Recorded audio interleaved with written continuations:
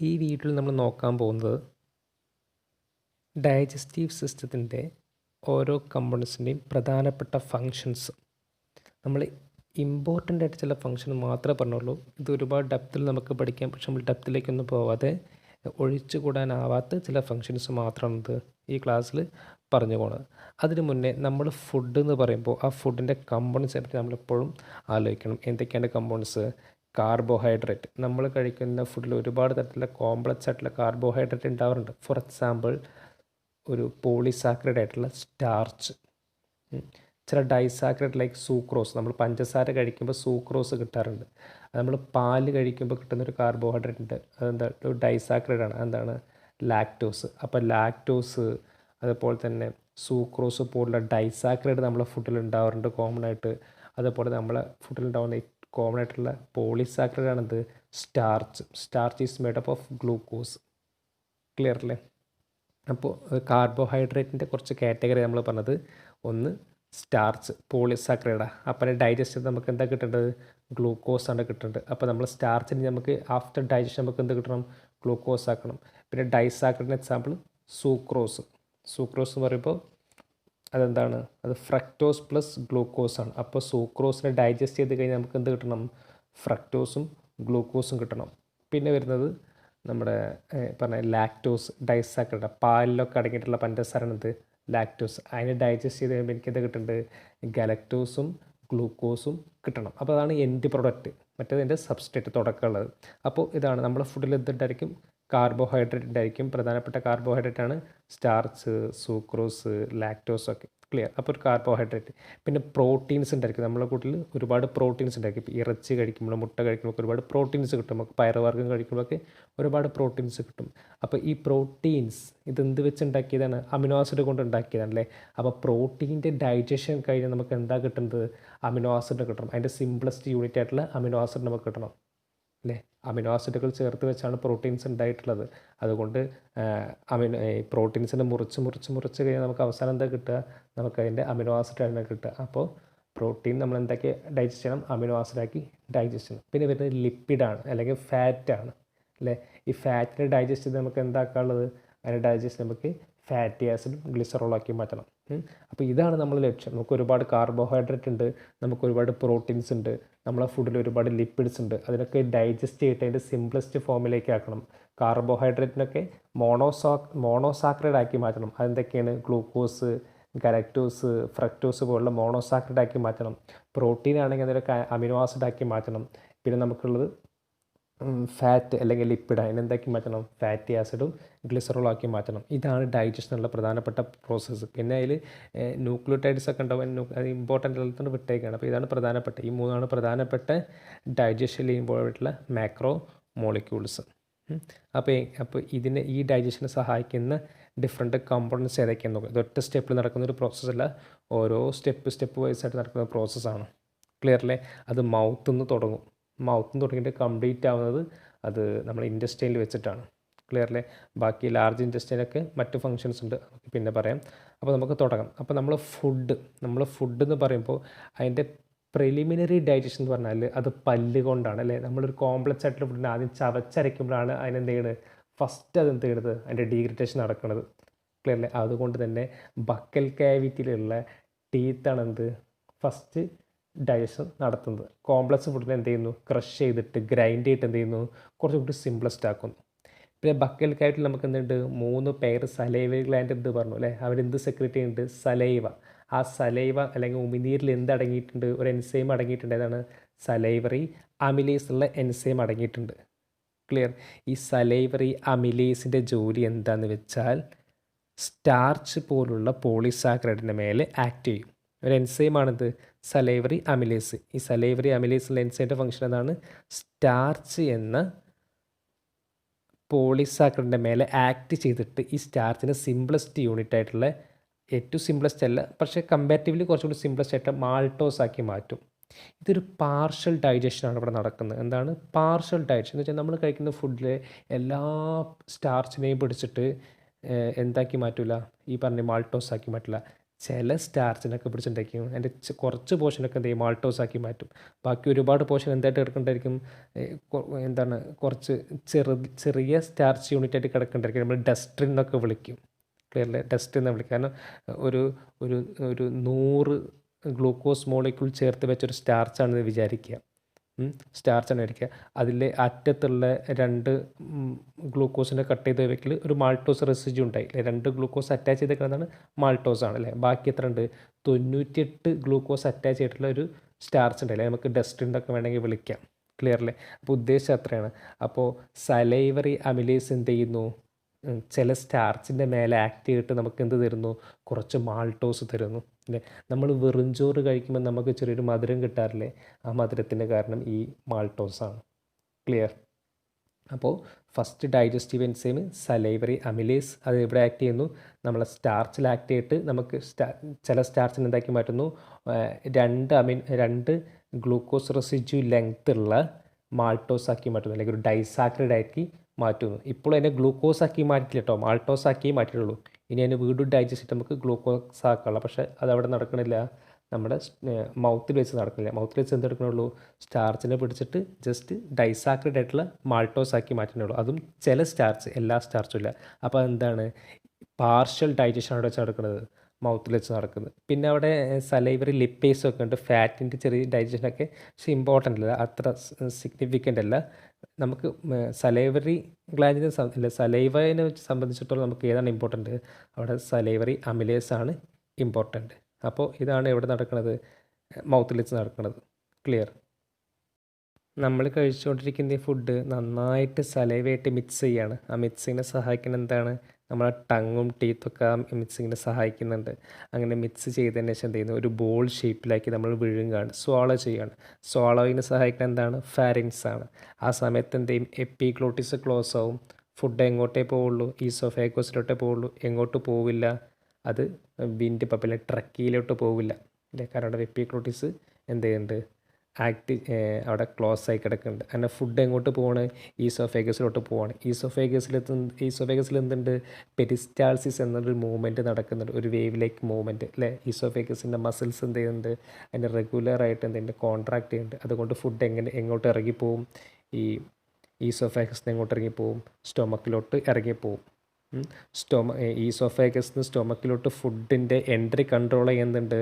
അവിടെ ഒരു esophageal sphincter ഉണ്ട് at the junction between oesophagus and stomach. Okay. അങ്ങനെ ഈസോഫേഗിൽ നിന്ന് ഫുഡ് എവിടെ എത്തി, നമ്മുടെ സ്റ്റൊമക്കിലെത്തി. സ്റ്റൊമക്കിൽ എന്ത് ഗ്ലാൻഡ് ഉണ്ടായിരുന്നു, ഗ്യാസ്ട്രിക് ഗ്ലാൻഡ്സ് ഉണ്ടായിരുന്നു. ഈ ഗ്യാസ്ട്രിക് ഗ്ലാൻഡ് സെക്രീറ്റ് ചെയ്യുന്ന ഒരു ഫ്ലൂയിഡ് ഉണ്ട്, എന്നെ വിളിക്കുന്ന പേരാണ് നമ്മൾ gastric juice. Clear, gastric juice. അപ്പോൾ സ്റ്റൊമക്കിൽ നമുക്ക് എന്തുണ്ട്, സ്റ്റൊമക്കിലെ ഗ്യാസ്ട്രിക് ഗ്ലാൻഡ് സെക്രീറ്റ് ചെയ്യുന്ന ഗ്യാസ്ട്രിക് ജ്യൂസ് ഉണ്ട്. ഈ ഗ്യാസ്ട്രിക് ജ്യൂസിൽ പ്രധാനപ്പെട്ട 3 കമ്പോണൻസ് ഉള്ളത്. പ്രധാനപ്പെട്ട 3 കമ്പോണൻസ്: 1 മ്യൂക്കസ്, 2 ഹൈഡ്രോക്ലോറിക് ആസിഡ്, 3 എൻസൈമാണ് പെപ്സിൻ. അപ്പോൾ മ്യൂക്കസ്, ഹൈഡ്രോക്ലോറിക് ആസിഡ്, പെപ്സിൻ. ആദ്യം എന്താണ് പെപ്സിൻ? പെപ്സിൻ ഒരു എൻസൈമാണ്. ഈ പെപ്സിൻ്റെ ഫംഗ്ഷൻ വെച്ചാൽ നമ്മൾ കഴിക്കുന്ന ഫുഡിലെ പ്രോട്ടീൻസ് ഉണ്ടല്ലോ, പ്രോട്ടീൻസ് അതിനൊന്ന് കട്ട് ചെയ്തിട്ട്, കുറച്ച് റിലേറ്റീവായിട്ട് കട്ട് ചെയ്തിട്ട് എന്താക്കി മാറ്റുക, കുറച്ച് പെപ്റ്റൈഡ്സ് ആക്കി മാറ്റുക. അപ്പോൾ പ്രോട്ടീൻസിനെ കട്ട് ചെയ്താൽ എന്ത് ചെയ്യും, പ്രോട്ടീൻ്റെ പാർഷ്യൽ ഡൈജഷൻ നടന്ന് എന്ത് ചെയ്യും, നമുക്ക് കുറച്ചുകൂടി ലെങ്ത്ത് കുറഞ്ഞിട്ടുള്ള പെപ്റ്റൈഡ്സ് കിട്ടും. അപ്പോൾ വലിയ പ്രോട്ടീൻസിന് എന്ത് ചെയ്യുന്നു, കുറച്ചുകൂടി ചെറിയ പീസാക്കിയിട്ടുള്ള പെപ്റ്റൈഡ്സ് ആക്കി മാറ്റുന്നു വിത്ത് ഹെൽപ്പ് ഓഫ് എൻസൈം. ഏതാണ്, പെപ്സിൻ. ഏതാണ് എൻസൈം? പെപ്സിൻ. ഈ പെപ്സിൻ നന്നായിട്ട് വർക്ക് ചെയ്യണമെന്നുണ്ടെങ്കിൽ, അല്ലെങ്കിൽ ഈ പെപ്സിൻ എന്നുള്ള എൻസൈം അതിൻ്റെ ജോലി ചെയ്യണമെന്നുണ്ടെങ്കിൽ, അല്ലെങ്കിൽ അത് ആക്റ്റീവ് ആവണമെന്നുണ്ടെങ്കിൽ അതിന് എന്ത് അത്യാവശ്യമാണ്, HCl എന്നുള്ളൊരു HCl കൊടുക്കുന്ന ഒരു അസിഡിക് pH ആവശ്യമാണ്. അപ്പോൾ HCl ഒരു ഫംഗ്ഷൻ എന്താണ്, അത് പെപ്സിൻ്റെ ആക്ടിവിറ്റിക്കാണ്. HCl ഒരു ഫംഗ്ഷനാണ്, അത് പെപ്സിൻ്റെ ആക്ടിവിറ്റിക്കാണ്. HCl വേറൊരു ഫംഗ്ഷൻ ഉണ്ട്. നമ്മൾ കഴിക്കുന്ന ഫുഡിലെ എന്തെങ്കിലും ജേംസ് ഉണ്ടെങ്കിൽ, എന്തെങ്കിലും ബാക്ടീരിയാസ് എന്തെങ്കിലുമൊക്കെ ഉണ്ടെങ്കിൽ അതിനെ കൊല്ലാൻ എന്ത് പറ്റും, HCl പറ്റും, ഹൈഡ്രോക്ലോറിക് ആസിഡ് പറ്റും. അപ്പോൾ നമ്മൾ കഴിക്കുന്ന ഫുഡിലെ ജേംസിനെ, പാത്തജനെ കൊല്ലാനുള്ള ഫംഗ്ഷൻ ആർക്കുണ്ട്, ഈ HCl ഉണ്ട്. ക്ലിയർ അല്ലേ? അപ്പോൾ നമ്മൾ സ്റ്റൊമക്കിൽ HCl ഉള്ളതുകൊണ്ട് തന്നെ നമ്മുടെ സ്റ്റൊമക്കിൻ്റെ സെല്ലുകൾക്ക് ചിലപ്പോൾ ഡാമേജ് ഉണ്ടാവാനുള്ള ചാൻസ് ഉണ്ട്. കാരണം ആസിഡ് ആണല്ലോ. അപ്പോൾ നമ്മളെ സ്റ്റൊമക്കിൻ്റെ ഉൾവശത്തുള്ള സെല്ലുകൾക്ക് ഡാമേജ് ഉണ്ടാവാനുള്ള ചാൻസ് ഉണ്ട്. ആ ഡാമേജ് തടയുന്ന ഫംഗ്ഷൻ ആർക്കുണ്ട്? അതിന് ആരുള്ളത്? നമ്മളെ മ്യൂക്കസ് ഉള്ളത്. അപ്പോൾ മ്യൂക്കസിൻ്റെ ഫംഗ്ഷൻ എന്താണ്? ഈ HClൻ്റെ അസിഡിറ്റി കൊണ്ടുണ്ടാവുന്ന പ്രശ്നങ്ങൾ തടയാൻ വേണ്ടിയിട്ട്. ആർക്ക്? Stomach. So the mucus which coat the inner wall of the stomach, which in turn prevent the action of HCl in the stomach. എന്ത് ആക്ഷൻ? സ്റ്റൊമക്ക് വാളിനെ ഡിസ്ട്രോയ് ചെയ്ത ആക്ഷൻ. അല്ലാതെ HClൻ്റെ കംപ്ലീറ്റ് ആക്ഷൻ അല്ല. HClൻ്റെ ആക്ഷൻ എന്താ? അത് പെപ്സിനെ ആക്ടിവേറ്റ് ആക്കുക എന്നുള്ളതുണ്ട്, ജെയിംസിനെ കൊല്ലുക എന്നുണ്ട്. ആ ആക്ഷനൊന്നും എന്ത് ചെയ്യില്ല? തടയില്ല. പക്ഷേ HClൻ്റെ സ്റ്റൊമക്കിൻ്റെ ഇന്നർ വാളുമുള്ള ആക്ഷൻ എന്ത് ചെയ്യുന്നു? അതെന്ത് ചെയ്യുന്നു? പ്രിവെൻറ്റ് ചെയ്യുന്നു, അല്ലെങ്കിൽ അതിൽ നിന്ന് എന്ത് ചെയ്യുന്നു? പ്രൊട്ടക്റ്റ് ചെയ്യുന്നു. അതാണ് ഫങ്ഷൻസ്.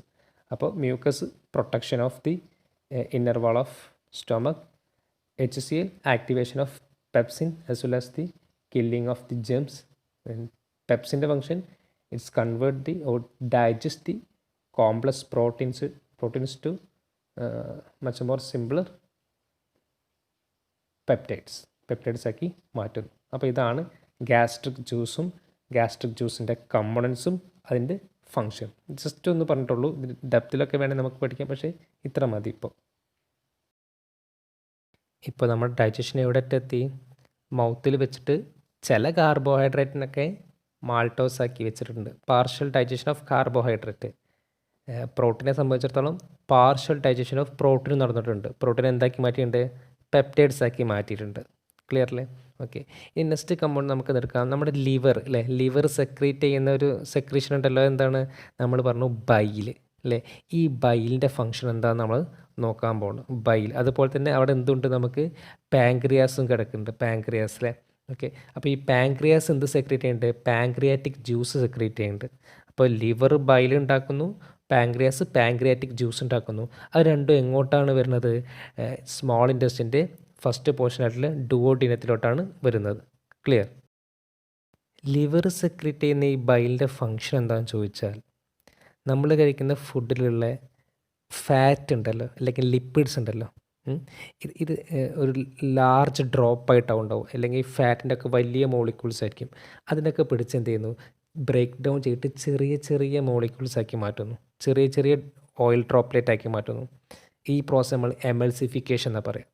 അപ്പോൾ ബൈലിൻ്റെ ഫങ്ഷൻ എന്താ ചോദിച്ചാൽ സിംപ്ലി നമ്മൾ എമൾസിഫിക്കേഷൻ എന്നാണ് പറയുക.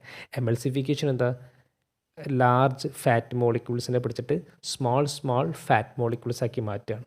ഇതെന്തിനാണ് ചെയ്യുന്നത് ചോദിച്ചാൽ, നമ്മൾ പാങ്ക്രിയാറ്റിക് ജ്യൂസ് അല്ലേ, പാങ്ക്രിയാസ് സെക്രീറ്റ് ചെയ്യുന്ന പാങ്ക്രിയാറ്റിക് ജ്യൂസ് അതെവിടെ ഉണ്ട്? നമ്മൾ ഡുവോഡിനത്തിൻ്റെ അവിടെ വന്ന് നിൽക്കുന്നുണ്ട് അല്ലേ? ഓക്കെ. ആ പാങ്ക്രിയാറ്റിക് ജ്യൂസുള്ള ഒരു എൻസൈമിൻ്റെ പേരാണ് പാങ്ക്രിയാറ്റിക് ലിപ്പേസിലെ എൻസൈമിൻ്റെ ഫംഗ്ഷൻ എന്തായിരിക്കും? ലിപ്പിഡിൻ്റെ ഡൈജഷൻ ആയിരിക്കും. എന്താണ്? ലിപ്പിഡിൻ്റെ ഡൈജഷൻ ആയിരിക്കും.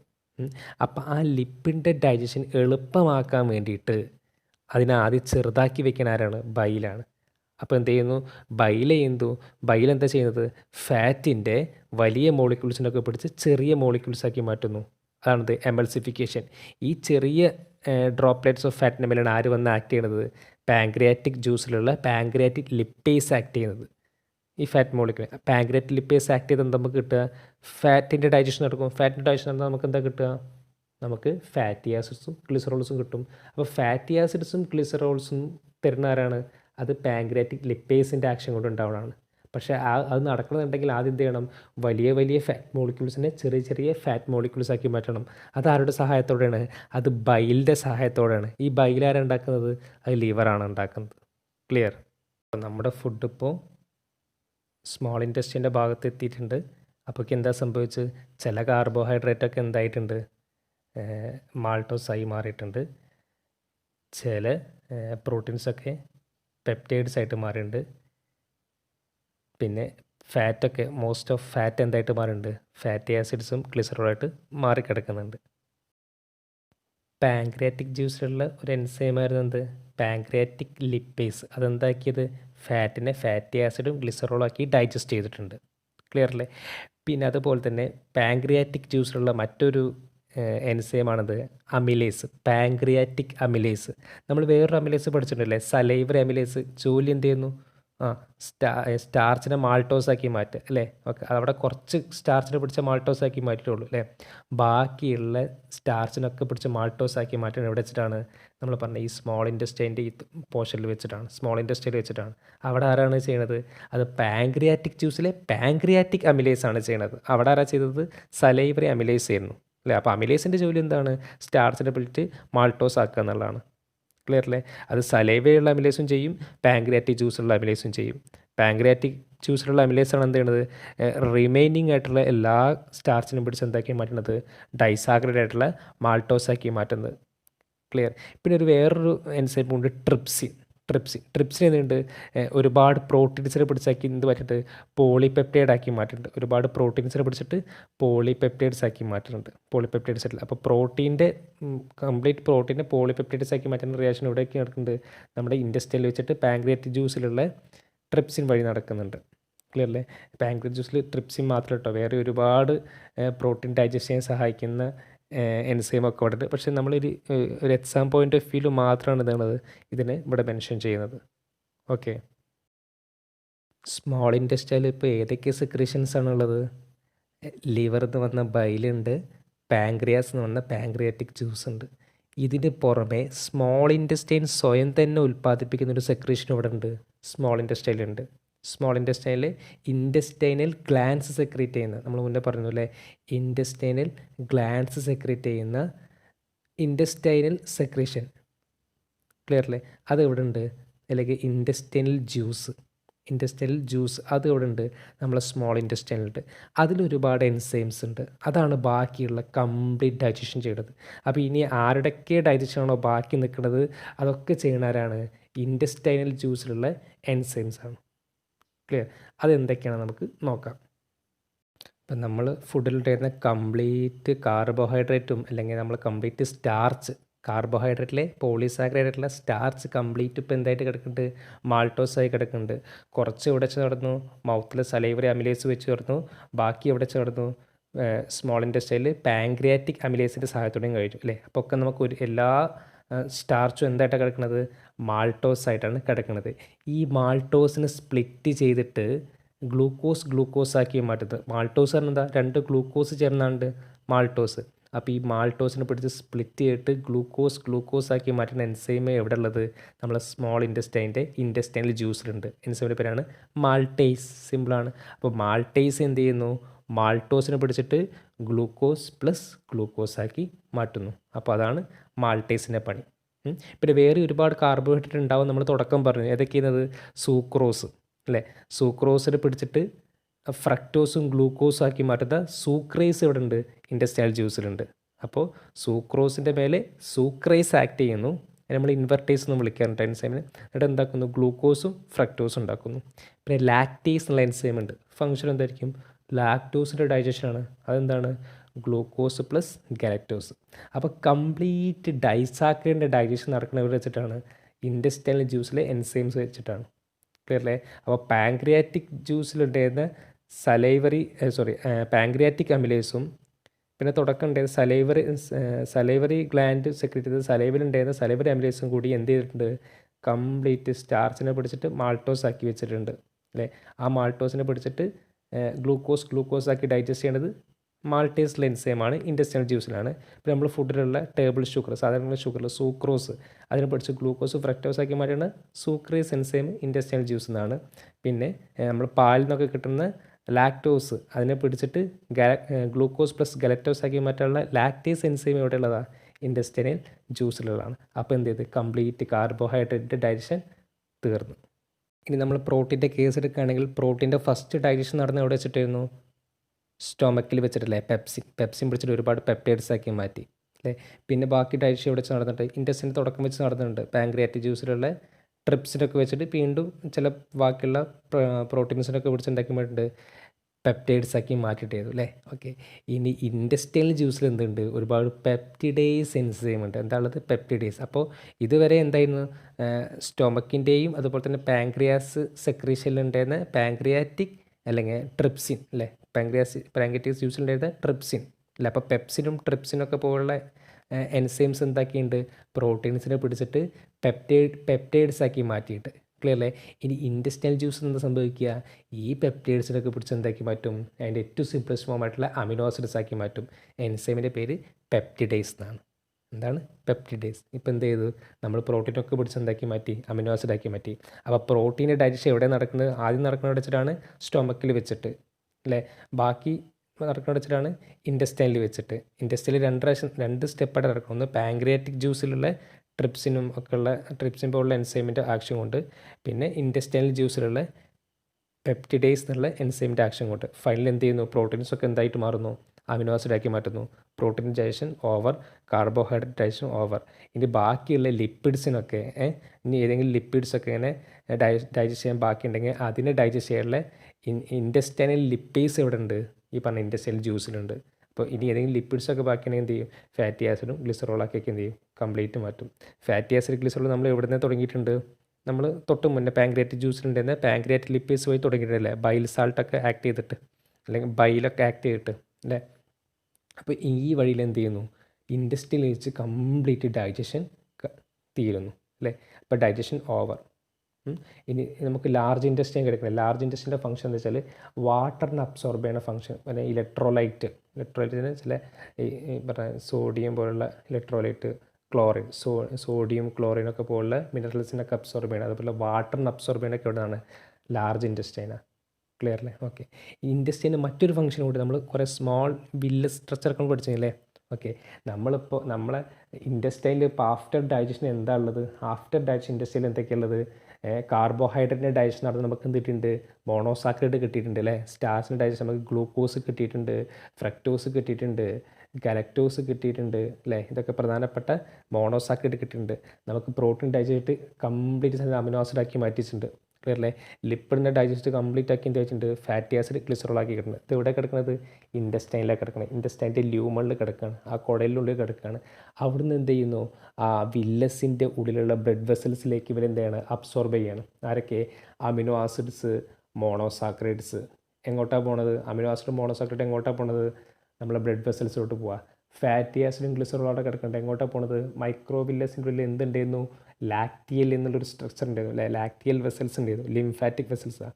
അപ്പോൾ ലിംഫാറ്റിക് വെസൽസ് ലാക്റ്റിയിലോട്ട് പോണ ആരാണ്, ഫാറ്റി ആസിഡും ഗ്ലിസറോളാണ്. ബ്ലഡ് വെസലിലോട്ട് പോണ ആരാണ്, അമിനോ ആസിഡ്സും അതുപോലെ തന്നെ നമ്മുടെ സിമ്പിൾ മോണോസാക്രൈഡ്സ് ഒക്കെ എങ്ങോട്ടാണ് പോണത്, ബ്ലഡ് വെസൽസിലോട്ടാണ് പോണത്. ആ ഇൻറ്റെസ്റ്റൈനിൻ്റെ ബ്ലഡ് വെസൽസ് നിന്ന് ആ ന്യൂട്രിയൻസ് എന്ത് ചെയ്യും, നമ്മുടെ മറ്റെല്ലാ കോശങ്ങൾക്കും എന്ത് ചെയ്യും, ആര് കൊണ്ടു കൊടുക്കും, ഈ ബ്ലഡ് വെസൽസിൽ നിന്ന് ബ്ലഡ് ട്രാൻസ്പോർട്ട് ചെയ്യുമ്പോൾ കൊണ്ടു കൊടുക്കും. ഇത്രയാണ് എന്തുള്ളത്, ഡൈജഷൻ പൊസിഷൻ. ബാക്കി വരുന്ന നമ്മുടെ ബോഡി അബ്സോർബ് ചെയ്യാത്ത സാധനങ്ങളൊക്കെ എന്ത് ചെയ്യുന്നു, നമ്മുടെ ഫീക്കൽ മാറ്ററായിട്ട് എന്ത് ചെയ്യുന്നു, നമ്മുടെ റെക്റ്റം വഴി ലാർജ് ഇൻറ്റെസ്റ്റൈനിലോട്ട് പോയിട്ട് റെക്റ്റം വഴി ആനസ് വഴി എന്ത് ചെയ്യുന്നു, പുറത്തോട്ട് നമ്മൾ ഡീഫിക്കേറ്റ് ചെയ്യുന്നു അല്ലേ. അതെന്താണ്, അൺഡൈജസ്റ്റഡ് ഫുഡൊക്കെയാണ്. അതിൽ ഒരുപാട് ഫൈബേഴ്സൊക്കെ ഉണ്ടായിരിക്കും. ക്ലിയർ അല്ലേ. അപ്പോൾ these all about the digestion.